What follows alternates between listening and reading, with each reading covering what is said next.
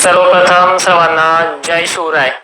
आजच्या या व्हिडिओमध्ये या पुढील वातावरण संदर्भाचा संपूर्ण आढावा आपण घेऊयात. महाराष्ट्रामध्ये छत्रपती संभाजीनगर, कन्नड, सिल्लोड, भोकरदन, जाफराबाद तसेच जालन्यापासून अंदाजे 30 ते 35 किलोमीटर दक्षिण साईड किंवा 50 किलोमीटर दक्षिण साईडला आभाळाच्या स्पेल जे आहेत, फळ्या ज्या आहेत ते संध्याकाळच्या 4-5 वाजता दिवस पावता ही कंडिशन डेव्हलप होताना दिसते. त्यामुळे गरमीची लेवल आणि दुपारनंतर येणाऱ्या 80 मायक्रॉन ढगांमधून एक स्थानिक लेवलचा जो काही पाऊस असतो तो अनेक भागांना थोडा दिलासा देणार आहे.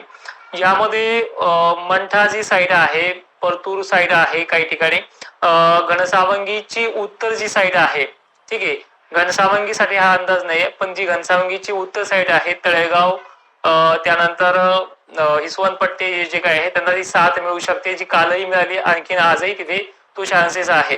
चापळगाव ते उत्तर भागांना देखील साथ मिळण्याची शक्यता आहे. बाकी बायचान्स इकडच्या भागांना जे व्हायचंय ते होणार आहे, पण त्यामध्ये थोडा फायदा येणाऱ्या 2 दिवसात समजून जाईल. त्यानंतर देऊळगाव राजा, बुलढाणा जिल्हा, चिखली, खामगाव, मेहकर या भागामध्ये त्याच प्रकारचे अनेकांना साथ देतील. सध्या जे उपाययोजना तुम्ही करता त्या करत राहा. त्यानंतर हिंगोली, वसमत, कळमनुरी आणि सेनगाव या भागातही अशा प्रकारचे स्पेल निघत जातील.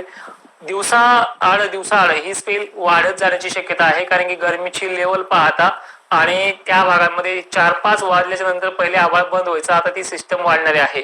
आणि अनेक जणांचे मन दुखवलेत, पण त्यांना एक विनंती आहे, 18 ते 15 जेवढं वातावरण भिडून होतं, 4 संपली की वातावरण हे निव्वळलं आहे. निसर्गाने फक्त पावसाच्या प्रणालीवर साथ दिला, तर आभाळ त्या पद्धतीनं आलेलं होतं. आणि जरी सुद्धा 10 वेळेस किंवा 2 वर्षापासून जो फायदा झालाय, त्या फायद्याचं जे फळ तुम्ही आता देताय कमेंट बॉक्समध्ये काही 10-5 जण, या फळाचं उत्तर हे निसर्गाने अनेक ठिकाणी मिळणार आहे. काही ठिकाणी काही दिवसामध्ये तो पाऊस अपेक्षापेक्षाही चांगला होणार आहे, पण त्या तारखा एवढ्या लवकर डिक्लेअर करणार नाहीये.